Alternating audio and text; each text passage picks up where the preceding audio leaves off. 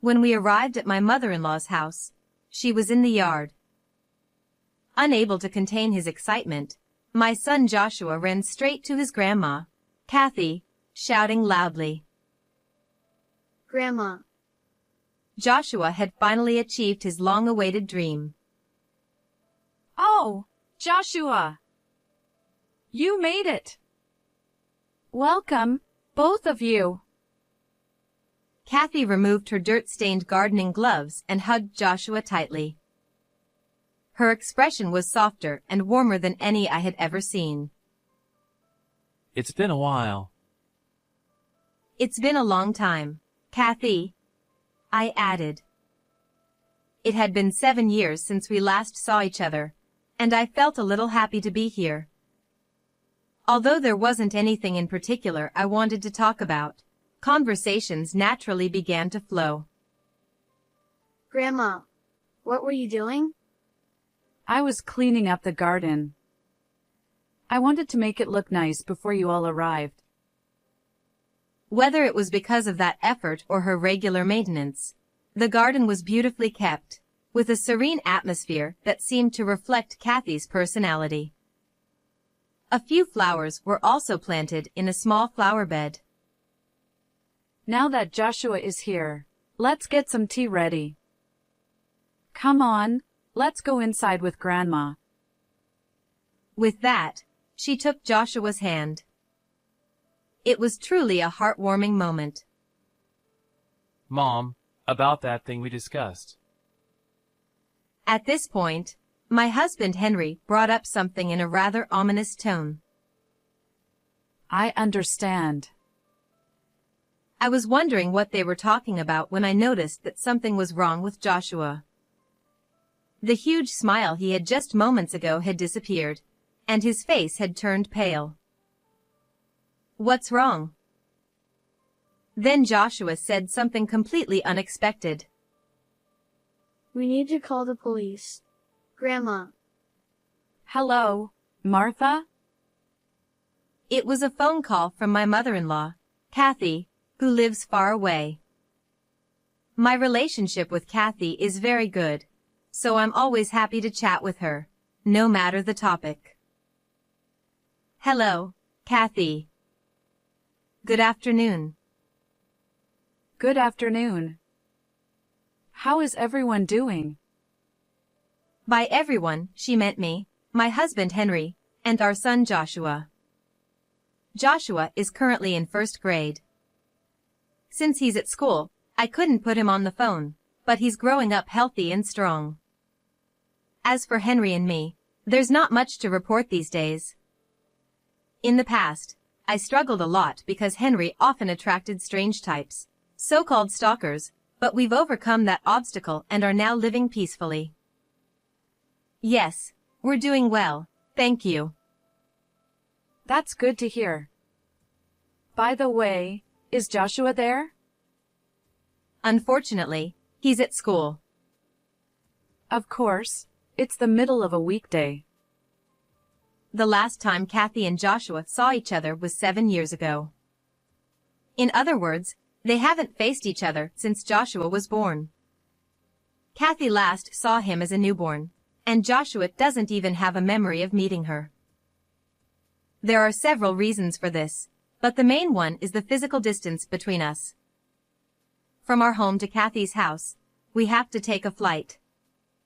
Right after Joshua was born, Henry's job was incredibly busy every year, so we couldn't go back even for summer vacations or Christmas.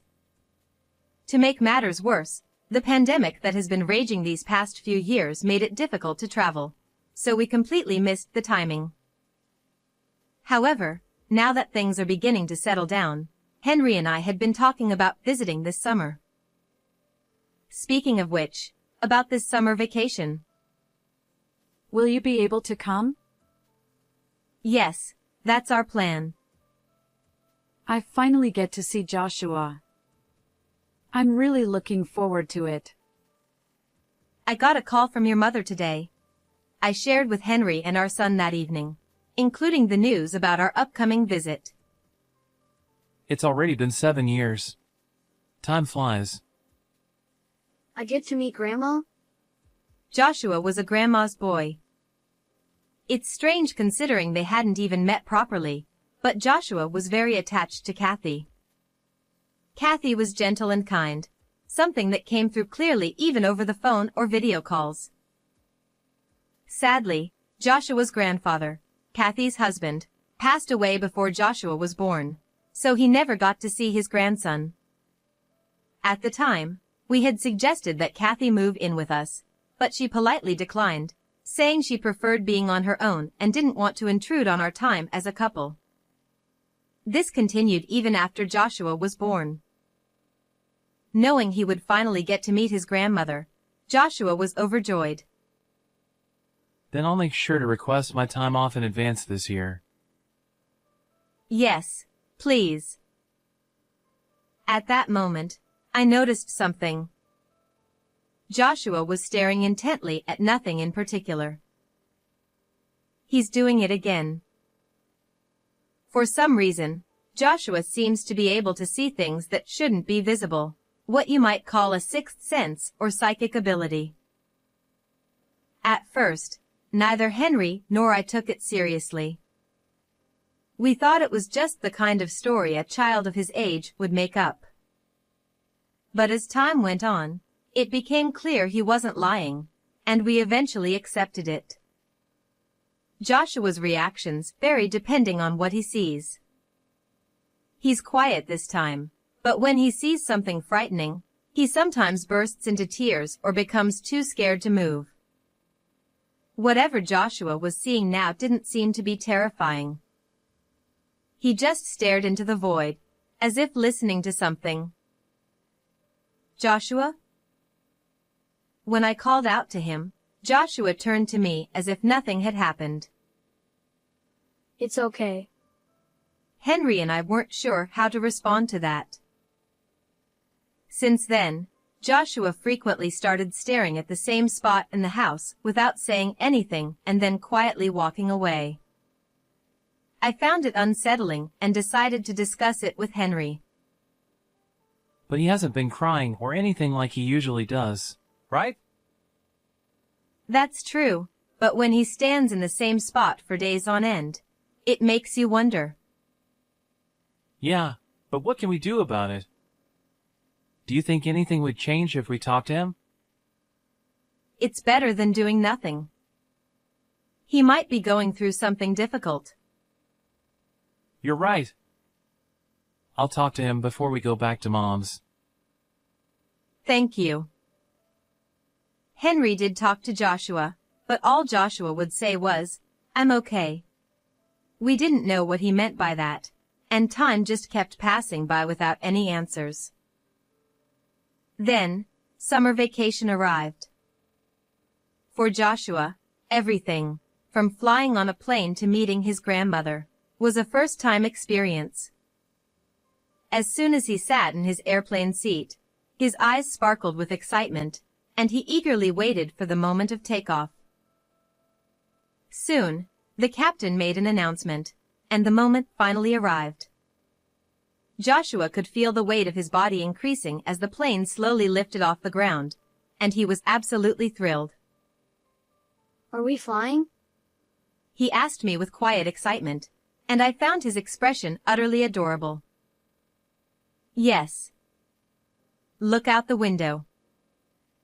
As the plane gradually separated from the runway, Joshua's excitement grew even more, and he let out joyful exclamations.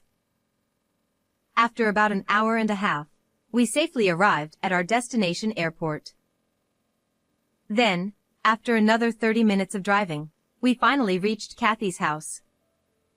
Joshua's excitement didn't wane even during the car ride, and I was a bit worried he might exhaust himself before we arrived, but those concerns turned out to be unfounded. When we arrived at Kathy's house, she was in the yard pulling weeds. Unable to contain his excitement, Joshua jumped out of the car and ran straight to Kathy, shouting loudly. Grandma. Whether it was a heartwarming reunion or their first meeting, Joshua had finally achieved his long-awaited dream. Oh, Joshua! You made it! Welcome, both of you. That was a long trip, wasn't it? Kathy removed her dirt-stained gardening gloves and hugged Joshua tightly. Her expression was softer and warmer than any I had ever seen. It's been a while. It's been a long time, Kathy, I added. It had been 7 years since we last saw each other, and I felt a little happy to be here. Although there wasn't anything in particular I wanted to talk about, conversations naturally began to flow. Grandma, what were you doing? I was cleaning up the garden. I wanted to make it look nice before you all arrived. Whether it was because of that effort or her regular maintenance, the garden was beautifully kept, with a serene atmosphere that seemed to reflect Kathy's personality. A few flowers were also planted in a small flower bed. Now that Joshua is here, let's get some tea ready. Come on, let's go inside with Grandma. With that, she took Joshua's hand. It was truly a heartwarming moment. Mom, about that thing we discussed. At this point, Henry brought up something in a rather ominous tone. Let's talk about it later. You've just arrived. Sensing the seriousness of the topic, Kathy firmly cut off the conversation. But I had no idea what they were talking about. What is it? What's this thing you're talking about? She just said to wait. I'll tell you, but let's hold off for now. All right. Though I felt a slight sense of exclusion, I agreed that if it was something unpleasant, now wasn't the time to bring it up, so I swallowed my words and let it go. The inside of the house hadn't changed at all in the past 7 years. From the arrangement of the furniture to the overall atmosphere, everything was just as it was, giving me the illusion that I had returned to my own childhood home. Come on, have a seat wherever you like. I'll make some tea. I'll help you. Oh, really? That would be lovely. Thank you. Even the kitchen cupboards were exactly as I remembered. I took out the instant coffee and tea bags, just as before. Henry prefers coffee, Kathy loves tea, and Joshua likes milk tea, so I prepared each in their respective cups. You remembered. Of course. After some time had passed, Henry brought up that matter again. I think it's about time. All right. This time, Kathy gave in, and the two of them left the room together and went upstairs. What could they be talking about? I wondered as I sipped my tea. Then, I noticed that something was wrong with Joshua, who was sitting next to me. The bright smile he had just a few minutes ago had vanished, and his face had turned pale. What's wrong? Joshua then said something completely unexpected. We need to call the police. Grandma is. Call the police? What is Joshua talking about? We had been having a normal conversation just a moment ago, so why would he suddenly mention the police? Unable to leave my questions unanswered, I asked Joshua for clarification. What do you mean by call the police? Grandma. She's in danger. But he wouldn't say anything more. He wouldn't answer. I had a feeling I'd experienced something like this before. As I strained my increasingly sluggish brain, I finally remembered. Joshua tends not to give detailed answers when he has seen something. If that's the case, then he might have seen something terrifying. As I pondered this, Joshua's condition worsened, and he began trembling uncontrollably in fear. His intense shivering started to make me anxious as well. Suddenly, The doorbell rang. I hesitated, unsure if I should answer it, but eventually decided to go. I didn't want to make a delivery person or someone from the neighborhood come back again. And, more than anything, I couldn't bear to stay in this tense situation. But when I opened the door, it wasn't a delivery person or someone from the neighborhood standing there. It was a woman with a murderous aura, looking like a ghost. She was holding a knife in her right hand. Fear gripped my heart so tightly that I couldn't even manage a raspy cry. Who was she? Why had she come here? What was her purpose? There must have been answers to all these questions, but my mind couldn't process them. Yet, before I completely panicked, one thought flashed in my mind. I have to protect my son. It was at that moment that a large shadow passed in front of the entrance and body slammed the woman. Instinctively, I knew that I had to move now.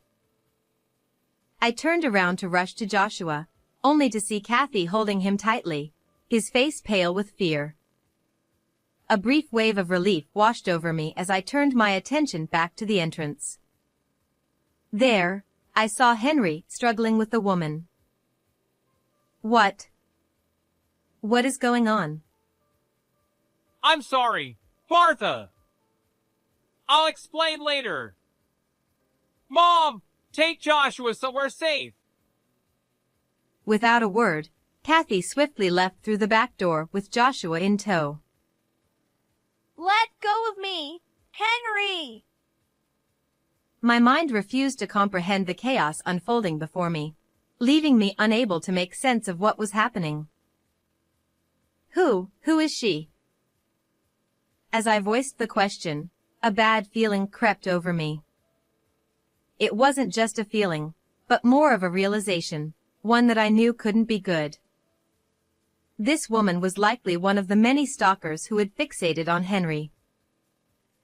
We had enjoyed a few years of peace, but it seems that things had been quietly escalating beneath the surface. The woman Henry had pinned down was apparently named Carol, a younger childhood friend who had harbored feelings for him since they were kids. Now, she sat quietly in a chair, her hands bound after Henry had taken the knife away from her. But unfortunately, I always saw her as like a sister. I've told her that many times. So why did she come barging in with a knife today? I directed the question at Henry, but it was Carol who answered. I knew Henry had a wife and child. They were in the way. If they were gone, Henry would come back to me. Isn't that right? As you can see, she's not thinking rationally. As for the timing, Mom mentioned that she had been practically living here, so she probably figured it out. What do you mean? Living here? Exactly what it sounds like. She would come here almost every day, taking care of Mom's needs without asking, trying to play the role of Henry's wife. I've never heard anything about this before. Well, she didn't want to worry you. That's what I wanted to discuss with Mom. Ideally, I wanted to deal with this before it could harm you or Joshua, but she made the first move. What a nightmare. Over the years, Henry had dealt with numerous stalkers and stalker-like individuals, but this was the first time things had escalated to such a direct and dangerous level. I hadn't told her yet, but I had already called the police, which provided some small measure of comfort. As we talked, Carol muttered to herself in a low voice, almost like a chant. What will happen to mother-in-law without me? How much have I done for Henry? How much have I done for Kathy? She can't do anything without me. Henry and this house need me. She didn't seem sane at all. The thought that she might try something even more dangerous filled me with dread. The only slight comfort in this terrifying situation was that she no longer had a weapon and, most importantly, that Joshua was no longer in the room. I couldn't thank Kathy enough for her quick thinking. After a while, Carol began to calm down a bit, and she was able to engage in normal conversation. Though she was still repeatedly apologizing, it was a noticeable improvement from the earlier madness. Why did you try to do something like this? It's a crime, you know. I'm sorry. But I wanted you to understand how much I need you. I've told you many times. Every time I turn you down, it hurts me too. I couldn't bring myself to intervene in their conversation. To be precise, I didn't want to intervene. Given the lingering fear I still felt, I didn't want to get involved. At that moment, all I could do was wait for the police to arrive. As the tension began to ease, Carol suddenly said, I'm thirsty. Henry and I exchanged glances, engaging in a silent conversation. Should we give her something to drink? Should we untie her? Was this request genuine? After silently debating these questions, Henry reluctantly placed a glass of water in front of Carol. He even untied her hands so she could drink properly. That decision turned out to be a mistake. Don't move! She grabbed my arm and pulled me toward her with a strength that didn't seem possible for a woman. In her hand was another blade. Carol had apparently hidden a box cutter in one of her pockets. Carol, stop this! This isn't a joke! I'm not joking. I'm completely serious. Everything will be fine as long as she's out of the way.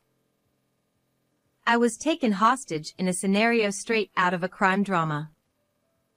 The trembling blade was pressed against my neck. Strangely, though, I felt oddly calm. Thoughts raced through my mind, like so her thirst was just a ruse, and how can I get out of this situation? My thoughts were eerily clear, even though I didn't fully understand why. Think this through. Carol! Calm down! I told you, I am calm. She wasn't listening to Henry at all. I couldn't see her face, but I could tell from her tone that she was probably wearing a cold, detached expression. Despite the danger, I remained calm. The reason for that would soon become clear. The sound of pounding on the front door echoed through the living room. Excuse me, Miss Smith. This is the police. Is everything all right? Somewhere in the back of my mind, I must have already anticipated this outcome.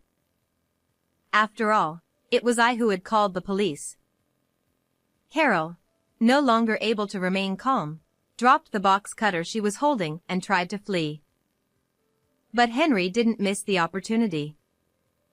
He quickly grabbed her, holding her in a tight grip, and she was once again restrained. After Carol was taken away by the police, Joshua and Kathy returned a little later. Joshua, are you okay? Yeah. Grandma took me to a friend's house, so I was fine. Thank goodness. Thank you, Kathy. It's nothing. Are you all right? A lot happened, but we're safe now.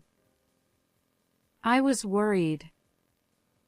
Looking at Joshua, I remembered how he had started trembling and saying we needed to call the police right after we arrived at Kathy's house. Could it be that Joshua had somehow foreseen this incident? By the way, Joshua, when we first got here, you said we needed to call the police. What did you mean by that? Joshua looked a bit confused, but then slowly began to explain. I saw something bad. Something dark and scary. I thought Grandma's house was in danger, so I said we should call the police. So, it was just as I suspected. Then he said something that made my ears ring in disbelief.